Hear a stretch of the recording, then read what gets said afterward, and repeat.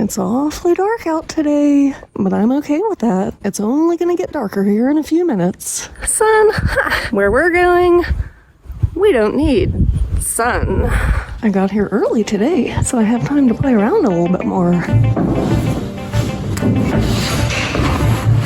Oh, look at that, you guys. They have a bat house out there. Didn't notice that a couple of weeks ago. There's a few bat houses. There's another one. I hope you guys can hear the audio in there, by the way. I'm not used to wearing one of these for a video anymore. One bad thing about arriving early. I have more time to dread the elevator, you guys. Look at that. They put one of those little shoe wiping mats at the entrance, too. I like that. Here we go, guys. The dripstone was the one we went on a couple of weeks ago. Today, it'll be the Discovery Trail. We're just going to wait for everyone to get in here. I'm going to go over some rules and tips for the tour. Now this tour is going to be an hour and 40 minutes long, so if you do need to go to the bathroom, go now. Okay, the scary part is over. Made it through the elevator again. That one is a lot longer than the last one. Just like the other trail, we have an airlock to get in there. And it turns out the elevator just seemed longer because I hate elevators. Does this look familiar, you guys? We're back in the cathedral room.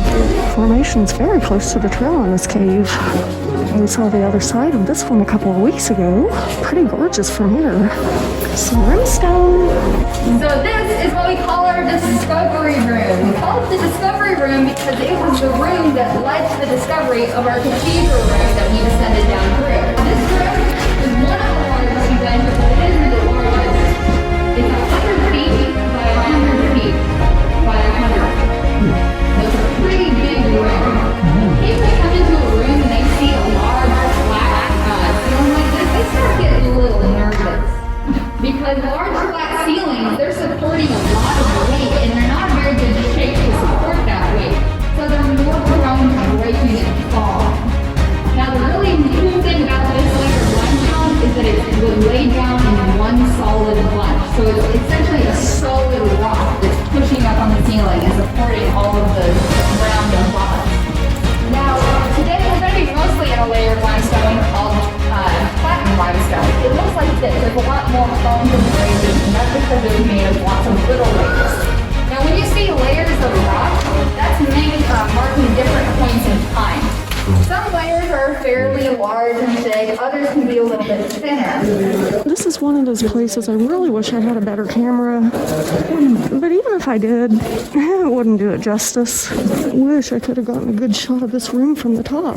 Awfully dark in here, but those lights, those are illuminating probably the biggest breakdown pile I've ever seen. These are actually the sticks that the original explorers would have used to build small fires to cook their food on. So as we move through the cave, we'll be going through large rooms and narrow passageways. We have different names for different passageways depending on how they were formed. If you see a nice round formation that almost looks like a tube, kind of like this one that we're seeing half of right here, this is called a Threatic Tube. Threatic tubes are where there's water gushing through the rock like pipe. And it forms a very round, cylindrical passageway. But sometimes, depending on what's going on with the rock surrounding that passageway, as the water carves its way down through the passageway, it will actually begin to eat away at the sides or change, and it will create different types of passageways. Like this one, these walls are called Vados Canyons. Vados Canyons is where instead of one large tube of water rushing through, there's actually a stream that's eating away at the floor. First of all, what do you guys think this is?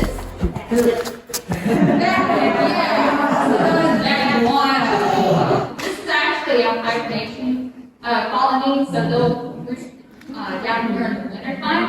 What they do, they poop down to the floor. And that poop, it gets a fungus that grows on it. That fungus kind of looks like cotton candy. It doesn't taste like cotton candy, but it is the food source for the cave. We have little bugs and critters that come in and eat that fungus on us. Alright guys, what's this called? Graffiti. Graffiti. Now, can you see some of the dates? 56, 62? It's old graffiti. You know what we call old graffiti? We call it history. So if someone was to come down here and spray paint the walls now, first of all, they'd be arrested. Second of all, we'd come down and we'd clean off the walls. Now this area that we're standing in right now is called the campground. Now this campground, it's fairly high up. You can actually hear the stream down below us. But it was high up so they knew it wouldn't flood. It's fairly dry so they wouldn't get wet. So they would actually sleep here at night. And during the day they would get up and they would explore throughout the cave. I can hear the water coming up. Oh, that water is gorgeous, you guys. I don't know if you guys can see them, but they found a salamander down there. This is the only place on the trail you can see some natural sunlight. A long time ago, there was this layer of terra rosa that was actually on the surface. And over time, it seeped into the cave. Now, this terra rosa clay is really light, it's silty. Ooh, hey, have that flying around. So a long time ago, there would have been a clay bank right here. And then eventually that clay bank washed out all the way down here. So now that secondary formation is left free hanging. Now this isn't a true stalactite because true stalactites have to be hanging from the ceiling and not connected to the wall. These are actually just called shells, but we do have a true stalactite right there. Welcome to the salamander pool. We call this a salamander pool because occasionally we'll see salamanders in here. Cave salamanders will actually go in and out of the cave and they'll feed outside and in the cave. Now a true cave salamander, or troglodyte, is called a protosalamander. And that one is really pretty. It's silvery white, sometimes even looks a little pink or purple. That's because it has no pigmentation. Most of the time when you're down here in this cave, there's no light down here. So you don't really see the other animals or other critters. So there's no reason for them to have any kind of pigmentation that warns away other critters like that bright orange one, or to hide in their surroundings. This is actually called the Limestone Dam. This is one of the largest ones we have in this cave. This one right here is kind of deceptive. It looks really tall, but it's really only about 1.5 feet. But that back one is the interesting one. That one is about over 2 feet tall. So it's pretty interesting. You can see that they're almost straight across because they're at the same level as the water. In the spring, when we get a lot of rainfall, actually you can see this fill up all the way and overflow, filling these smaller pools sometimes. Oh, I hope I get a good shot of this one. It's pretty. Alright guys, so we're going to start in what we call the wind tunnel. Now this wind tunnel isn't natural to the cave. See, in this area, the explorers got here and they saw a giant formation blockade. Formation blockades are where there's an open passageway that secondary formations begin to form in and eventually close up. Now the explorers managed to wiggle their way through a different passageway right here. This is the original wind tunnel. It's very narrow, very hard to get through, and on the other side it's even scarier. So when they started bringing tours down here, they're like, we need a different way to get people through here because we can't have people crawling through that original wind tunnel. So what they decided to do was to actually blast out that formation blockade and make another tunnel up here. Now nowadays, this is blasphemy. You'd never be able to do this these days. It was back in the 70s, and it was before a lot of the preservation. Welcome to the Christmas tree room. We call it the Christmas tree because look down there. We got all the Christmas tree. Now down here in this hole right here, that's the lowest point in our cave. It's somewhere around 380 to 400 feet below the surface. Now you guys may have noticed this trail of lights across here. This is the original passageway to get through this room. When the trouble came right here, if you were a particularly large man, you would actually have to climb on the outside of this formation right here. That's about 60 feet down, a little deceptive. Right here, it's close to 80. The original explorers, they had what we call carbide lights. Now those lights couldn't see very far, maybe 20 feet.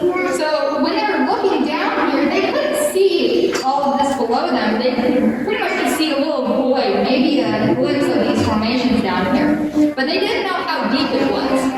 A while ago, one of our guides took a guy on tour who had actually been one of the explorers mapping out this section of the cave. And he said that they used to eat their lunch right there on that ledge, dangling their feet over, and they had no idea how far down it was. The largest calcite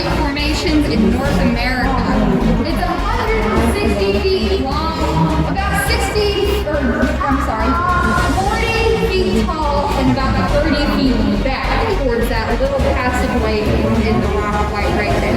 That passageway is about half a mile long, but it's very narrow. There's not much going on back there. But it acts as the source of water for this entire flow zone. The bats will hang out in this area in the wintertime and in the early spring. And the bats that hang out in here are mostly male bats and female bats that haven't had any pups. They really like that hole for some reason. So there's a lot of bat going on, a lot of roosting spots going on right there. This one they call the redwood stump. Doubt you guys can hear the guide. This group is pretty loud today. But as you can tell, this is a formation that has at one point fallen over. Along the wall, there's a formation called the cave top form. This is a really cool formation because it's formed when water sprays off of something and little droplets stick to the wall forming a crystal. It's also, it goes by the name cave coral, and like the coral underneath the ocean, it is kind of sharp, so you don't want to touch it. Another reason not to touch this particular formation is because this isn't a pure calcite formation. It actually has gypsum in it. Gypsum is the same stuff that you find in your drywall. It's a very dense, very light, and easily broken mineral. It's kind of like chalk. When it gets deposited on these formations, it's very light and thin, so it's easy to break. You touch this stuff, it just disintegrates. So this is called ghost room. When it first came to the room, they saw that formation. They're like, oh, look at this. You can definitely tell that there's a big difference between that narrow stream-level passageway and their area. And this upper level passageway, which is in time and water in order to form these formations. There's another fallen down formation right there. Well guys, that was it. The Discovery Trail. My favorite trail on one of my favorite caves. And that tour that we were just on was the first one that they've had in 3 years. I had to be on it. The only thing about going on that first tour, it was filled to capacity, you guys. I like this trail here.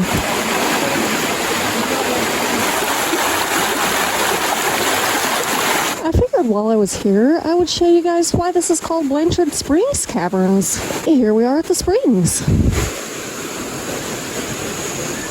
And here's what I just had to walk across to get that shot. You're welcome. I don't know what kind they are, but I found some mushrooms. Decided to stop by one more place before going on home. Unfortunately, this is one of those caves that I won't be able to show you guys. It's been closed for years. But I figured I at least wanted to show you guys what was above ground and just go check it out. I imagine there'll be some no trespassing signs once we get down there. Maybe the road will be closed off, but we're gonna find out. For being close this long, the road is actually not that bad. Kind of like the one getting down to Dad's. Am I lost? I think I might be lost, you guys.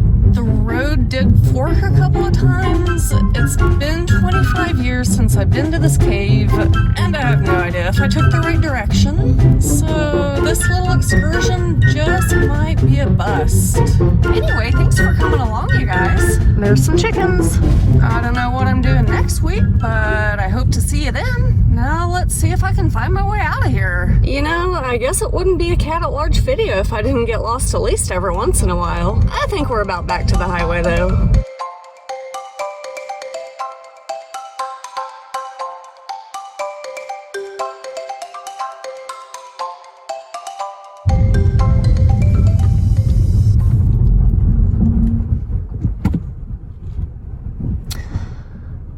Oh crap.